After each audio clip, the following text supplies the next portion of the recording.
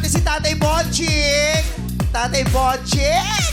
Anong mga tinitinda mo? Anong lalaman ng kariton mo? Kanina po, rambutan, pitsay bagyo, talong, at saka, Gulay at prutas. Nagbenta ka pa kanina? Opo. Wow. Bago pumunta dito, nakabenta naman? Nakabinta ko kanina mga 500, nilapitan ako ni, sino ba yan? Yun.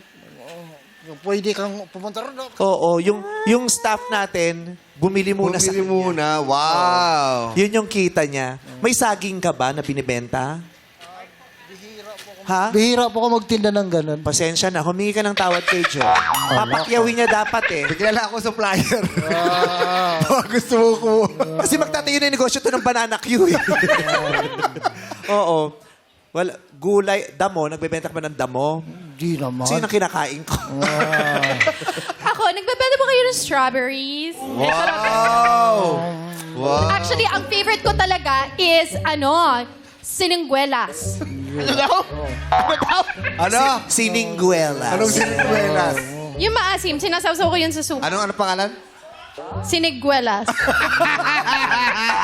Ito na, siniguelas. Anong paborito mong prutas?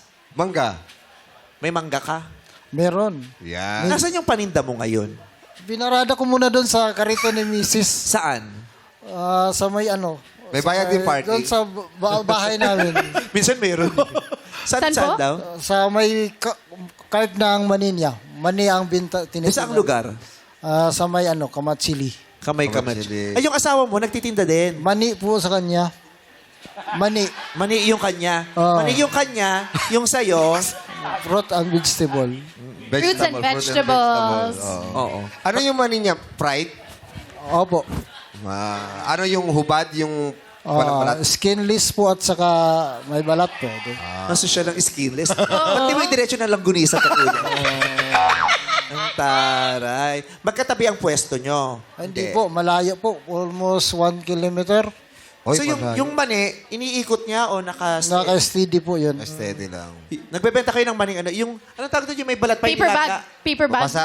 O, yung basa, na, May na may basa. balat pa. Hindi, ang song-song dry yun. Dry Nilagang mani. Nilaga. Nilagang Yung mani. nilaga lang. Sa kalsada yun, di ba? Maamoy mo yun eh, pag dumaan ka. Oo. Isa yun sa mga nakakamiss na pag naaalala ko pag tuwing linggo kasi yung lolo ko, dinadala ko sa Santa Cruz, nagsisimba ko. Sa Karyedo, maaamoy mo yan. Yung mani. Yes. Yung usok nung mani. Gaano katagal kang nagtitinda? Matagal na po, mga almost 20 years. Oh.